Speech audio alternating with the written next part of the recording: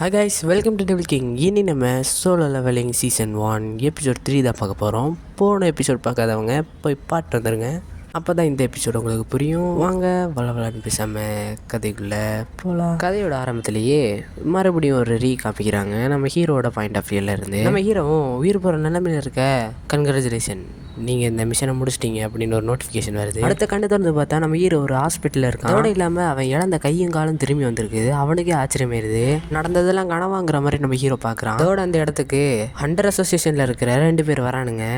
நாங்கள் வரும்போது டாக்டர் கிட்ட பேசிட்டு தான் வந்தோம். நீ 3 நாளாக அன்கான்ஷியஸாக இருந்தா. அப்போ நம்ம ஹீரோவும் என் கூட வந்தவங்களுக்குலாம் என்னாச்சு, நல்லா இருக்காங்களான்னு கேட்குறான். அதுக்கு அவங்களும் சாங்க்கு ஒரு கை போயிடுச்சு, இனிமேல் அவர் ரிட்டையர் தான் நினைக்கிறேன் அப்படிங்கிற மாதிரி சொல்கிறாரு. ஒரு பொண்ணு ஹீல் பண்ணுவாளே, அவளும் ரொம்ப மன அளவில் ரொம்ப பாதிக்கப்பட்டிருக்கனால அவளும் இனி ஹண்டர் ஆவாங்கிற டவுட் இருக்குது.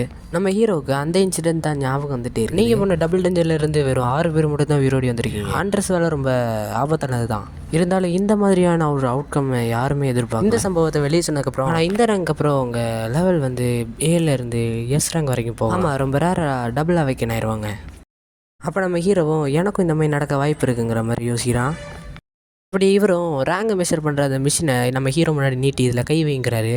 இவரும் கொஞ்சம் யோசிக்கிறாரு. ஏன்னா வெளியில் வந்தவங்க எல்லாரும் அந்த டஞ்சருக்குள்ளே நடந்ததை பற்றி சொல்லியிருக்காங்க. ஆனால் இவ்வளோ வீக்கான ஒரு ஆள் எப்படி உள்ளேருந்து வெளியே வருவாங்கிற சந்தேகம் இருக்குது. ஈராங்க எடுத்துக்கிட்டா 70க்கு மேலே இருக்கும். ஆனால் இவனுக்கு வந்து நார்மல் பீப்புள் அளவுக்கு இதெல்லாம் உண்மைதானா?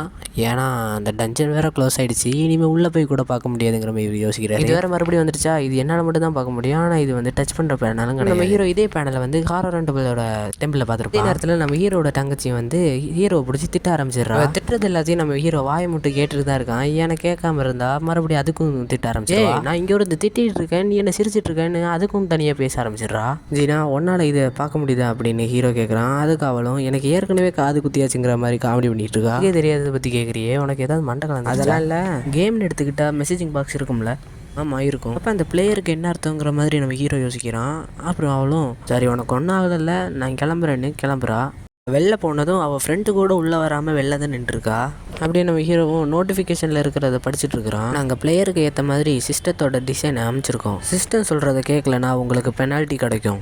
அதோடு இல்லாமல் நீங்கள் பண்ணுறதுக்கெல்லாம் ரிவார்டும் கிடைக்கும். டெய்லி கொஸ்டின் போட்டிருக்கிறத நம்ம ஹீரோவும் பார்க்குறான். எனது சிட்டப் ஸ்குவாடு புஷ்அப். இவரும் நம்ம ஹீரோ டபுள் அவைக்கன் ஆகிறத பற்றி பிரசிடென்ட் கோ கிட்ட பேசிகிட்டு இருக்காரு. ஸோ டஞ்சன் பிரேக் ஆகி எந்த மனுஷனும் வெளியே வரல, அது வரைக்கும் சந்தோஷம். இருந்தாலும் டஞ்சன்ஸை பொறுத்த வரைக்கும் அதில் நிறைய மிஸ்ட்ரிஸ் இருக்குது. அதுக்கு இவரும் சொல்கிறாரு, நம்ம கண்ட்ரீஸில் மொத்தமாக 5 ஹண்டர் ஸ்கில்டு இருக்குது, அதில் நம்மளும் ஒருத்தங்கிறத புரிஞ்சுக்கோங்க. இருந்தாலும் இன்டர்நேஷனல் அளவுக்கு பார்க்குறப்ப நம்மலாம் சாதாரணம் தான். நமக்கு தனியாக கிடைக்கிற ரேங்கை அதிகப்படுத்திக்க முடியும் அப்படின்னா நம்மளோட காம்பேட் அதிகப்படுத்திக்க முடியும். இதில் சீனை கட் பண்ணி நம்ம ஹீரோ இருக்க இடத்த காட்டுறாங்க. 12 மணி ஆகுது. டெய்லி குஸ்ட் முடிக்காதனால நம்ம ஹீரோக்கு பெனால்ட்டி கிடைக்குது. என்ன பெனால்ட்டினா, இந்த மான்ஸ்டர் கிட்ட இருந்து நம்ம ஹீரோ 4 மணி நேரம் சர்வை பண்ணணுமா. அதுக்கு நம்ம ஹீரோவும் என்ன விளையாடுறீங்களாங்கிற மாதிரி ஷாக்க. வேலை பார்க்குற நர்ஸும் ஹீரோ ரூம்ல வந்து பார்க்குறப்ப ஹீரோ ஆலையை அப்படியே டைமரை பார்க்குறான். இன்னும் பேலன்ஸ் 2 மணி நேரம் இருக்கு. அப்படியே திருச்சி ஓடுற நம்ம ஹீரோ பைக்கில் வந்து அவங்க வேலை பார்க்குறவங்க எல்லாம் நம்ம ஹீரோ தேடிட்டு இருக்காங்க. கடைசி நம்ம அப்போ மான்ஸ்டர் கிட்ட இருந்து நம்ம ஹீரோ போராடிட்டு இருக்கும்போது கடைசி அந்த மான்ஸ்டர் பிடிக்கிற மாதிரி போகுது. எப்படியோ டைம் முடிஞ்சதுனால அந்த இது க்ளோஸ் ஆயிடுது. நம்ம ஹீரோ ஹாஸ்பிட்டல் இருக்கிற பெட்ல வந்து விழுகிறான். டெய்லி குஸ்ட் முடிஞ்சிருச்சு அப்படின்னு அந்த மிஷின் நோட்டிஃபிகேஷன் கொடுக்குது. இந்த இடத்துல நம்ம ஹீரோ அடுத்தனாலும் நம்ம ஹீரோ ஜி கிட்ட பேசிட்டு இருக்கா. பரவாயில்ல, நான் போன தடவை இருந்த விட இப்போ ரொம்ப ரெக்கவர் ஆகிட்டு. அதுக்கு அவ்வளோ நீ பண்ண வேலையால் நான் இன்னும் அதுல இருந்து வெளியே வரவே இல்லை தெரியுமா அப்படின்னு சொல்கிறா. அதுக்கு நம்ம ஹீரோவும் சரி பார்த்துக்கலாம் அப்படிங்கிறான். இதை கேட்ட இவ்வளோ என்ன சொல்கிறான்னா, நீ இனிமேல் டஞ்சன் போகிற மாதிரி இருந்துச்சுன்னா என்னையும் கூட்டிட்டு போ அப்படிங்கிற. அப்படியே கொஞ்ச நேரம் அப்புறம் அவளும் ஹீரோவை பார்க்கறதுக்கு ஹாஸ்பிட்டலில் பூ விளையாட்டு வரா. அப்போ பார்த்தா நம்ம ஹீரோ அந்த கிரவுண்டை சுற்றி ஓடிக்கிட்டே இருக்கிற 2 பேர் அந்த பையன் வந்து காலில் கண்ணு முடிச்சதுல இருந்தே ஓடிக்கிட்டே இருக்கிறாங்கிற மாதிரி பேசிட்டு இருக்காங்க. நான் எவ்வளோ சொல்லி பார்த்துட்டேன், கொஞ்சம் கழிச்சு பண்ணுங்க. ஆனால் அவர் கேட்குற மாதிரி தெரியல. ஏன்னா கொஞ்ச நாளைக்கு முன்னாடி தான் அவருக்கு பயங்கரமாக அடிபட்டுருந்துச்சு. அதே நேரத்தில் புதுசாக ஒரு டஞ்சன் கிரியேட் ஆகிருக்கிற மாதிரி ரிப்போர்ட் பண்ணிகிட்டு இருக்கிறாங்க. ஆனால் மக்கள் எல்லோரும் ஹண்டர்ஸே பார்த்துப்பாங்கிற மாதிரி விட்டாங்க. இங்கே நம்ம ஹீரோ ஹாஸ்பிட்டலில் இருக்கிற அவங்க அம்மாவை பார்த்துட்ருக்கான். இப்படி இவங்க ஆனதுக்கு காரணம் 4 வருஷத்துக்கு முன்னாடி ஸ்லீப்புங்கிற மாதிரி இவங்களுக்கு ஒரு டிசீஸ் வந்திருக்கும். அந்த டிசீஸால் தான் படுத்த படுக்கையே இருக்காங்க. ஆனால் இந்த டிசீஸ் 10,000 பேருக்கு மட்டும்தான் வருமா. நம்ம ஹீரோவும் ஃப்ளாஷ்பேக்கில் சின்ன வயசுலேருந்து என்னென்ன நடந்துச்சு. ஃப்ளாஷ்பேக்கில் நம்ம ஹீரோ மான்ஸ்டர்ஸை கொள்றதுக்கு டஞ்சனுக்கு போயிருந்த போது அங்கே இருந்தவங்கெல்லாம் ஹீரோவை கிண்டல் கேலி பண்ணி திட்டுறாங்க. ப்ரெசென்ட்டுக்கு வந்தால் இருந்ததை விட ஹீரோட லெவல் இப்போ அதிகமாக இருக்குது. அதனால அந்த இன்ஸ்டன்ட் டஞ்சனுக்குள்ளே போகலாங்கிற மாதிரி ஹீரோ ரெடி ஆகுறான். அப்படியே நம்ம ஹீரோ பாக்கெட்டில் வந்து ஒரு கீ எடுக்கவும் கீ எடுத்து அந்த டஞ்சன் கதவுல திருகுன உடனே அந்த இன்ஸ்டன்ட் டஞ்சன் ஓப்பன் ஆயிருது. அப்படியே நம்ம ஹீரோ உள்ள போகும். நீங்க இன்ஸ்டன்ட் டஞ்சனுக்குள்ள வந்திருக்கீங்கிற மாதிரி மெசேஜ் வருது. அவன் திரும்பி பார்த்தா வந்த அது க்ளோஸ் ஆயிருது. ஹீரோவால் அதை ஏற்றுக்கவே முடியல. ஏன்னா முடியாத பட்சத்தில் ஹீரோ அதெல்லாம் விட்டுட்டு வெளியே போயிடலாங்கிற மாதிரி பிளான் போட்டிருந்தான். ஆனால் இந்த டஞ்சன் க்ளோஸ் ஆயிருது.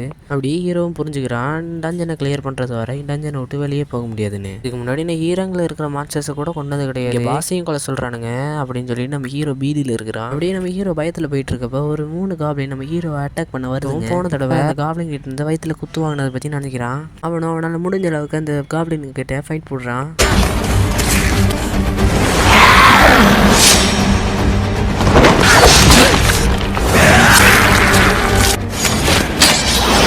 வழியாக பெரிய போராட்டத்துக்கு அப்புறம் ஹீரோ அதுங்களே கொண்டுடுறான். பரவாயில்ல நான் ஸ்ட்ராங் ஆகிட்டேங்கிற மாதிரி ஹீரோ சந்தோஷப்படுறான். ஹீரோ அட்டாக் பண்ணுறதுக்காக ஒரு மான்ஸ்டர் வருது. ஹீரோக்கு காலெல்லாம் நடுங்குது. போன தடவை நடந்த இன்சிடென்ட்டே நினச்சி பார்க்குறான். அதுக்கு முன்னாடி இதெல்லாம் ஒன்றுமே இல்லை. ஆனால் என்ன காப்பாற்ற எந்த ஹீரோமே நல்லா அட்டாக் பண்ணுறதுக்கு கூட வாய்ப்பு இருக்குது. அப்படியே சொல்கிறதோடி இந்த எபிசோடுக்கு இது ஏன்டர் போட்டு முடிக்கிறாங்க.